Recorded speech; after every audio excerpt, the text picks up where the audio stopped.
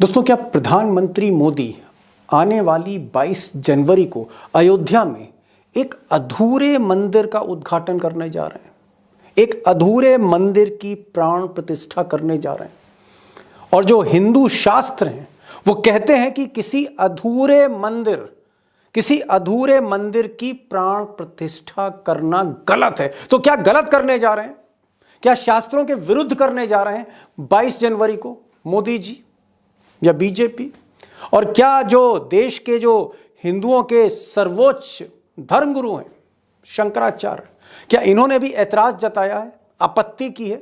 और क्या चारों शंकराचार्य, पूरब पश्चिम उत्तर दक्षिण, चारों शंकराचार्य सर्वोच्च गुरु धर्मगुरु, क्या ये अयोध्या नहीं जाएंगे?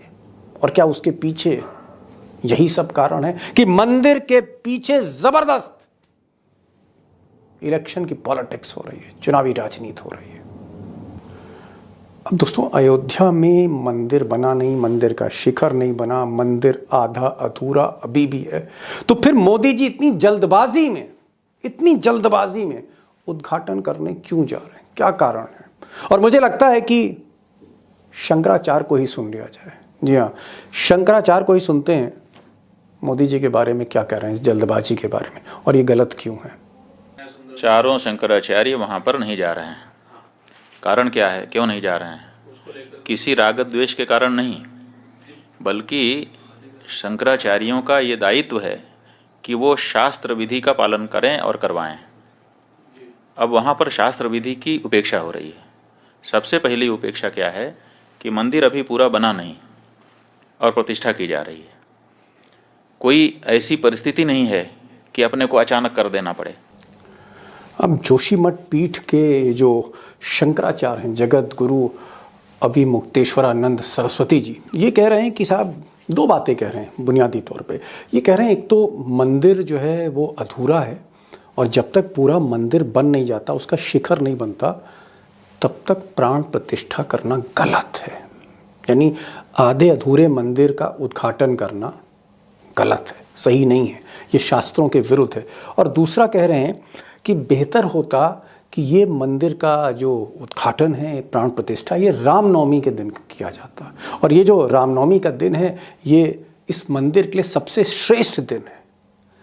तो क्यों रामनवमी को नहीं चुना मोदी जी ने? और क्यों मंदिर पूरा हो जाए, शिखर बन जाए, इसका इंतजार क्यों नहीं किया? क्यों ये गलत कर रहे हैं? अब दोस्तों, अगर आप सुने और निष्पक्ष होकर सुने तो शंकराचार्य जी बात तो सही कह रहे हैं और बाकी जो शंकराचार्य हैं वो भी इनसे सहमत हैं। अब दोस्तों, रामनवमी के दिन रामलला का जो ये मंदिर है उसकी प्राण प्रतिष्ठा क्यों नहीं हो रही, ये सबके जहन में सवाल है। हालांकि बीजेपी में सवाल करने की कोई हिम्मत नहीं कर पा रहा, भीतर ही भीतर सवाल किया जा रहा है, आरएसएस में भी, बीजेपी में भी, अयोध्या में भी, सरकार में भी। लेकिन अब कहे तो कोई कैसे कहे कि भाई रामनवमी का मोदी जी आप इंतजार क्यों नहीं कर रहे थे? दरअसल रामनवमी 2024 में 17 अप्रैल को आ रही है। अब 17 अप्रैल को तो चुनाव चरम पर होंगे, आचार संहिता लग चुकी होगी, कोड ऑफ कंडक्ट लग चुका होगा। तो 17 अप्रैल को अगर रामनवमी है तो कोड ऑफ कंडक्ट में प्रधानमंत्री एक ट्रस्ट का कि मंदिर का उद्घाटन कैसे कर सकते हैं? तो क्या चुनाव का कार्ड खेलने के लिए बजाय रामनवमी के 22 जनवरी चुन लिया गया? क्या इसके पीछे विशुद्ध राजनीति हो रही है? क्या इसके पीछे विशुद्ध वोट बैंक पॉलिटिक्स हो रही है? और चंपत राय जो आरएसएस की तरफ से इस ट्रस्ट की देखरेख कर रहे हैं, उनको ये सब पता है कि ये रामनवमी की जगह इसकी डेट आगे क्यों की जा रही है। शिखर अभी बना नहीं है, मंदिर अभी पूरी तरह से बन नहीं पाया है, समय लगेगा। फिर ये जल्दबाजी क्यों? 22 तारीख ही क्यों?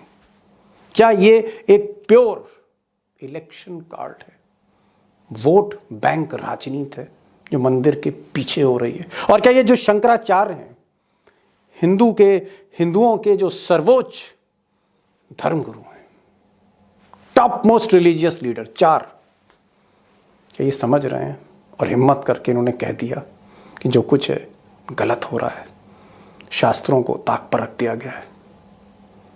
अब दोस्तों, क्या ये एक विशुद्ध राजनीति की जा रही मंदिर के साथ?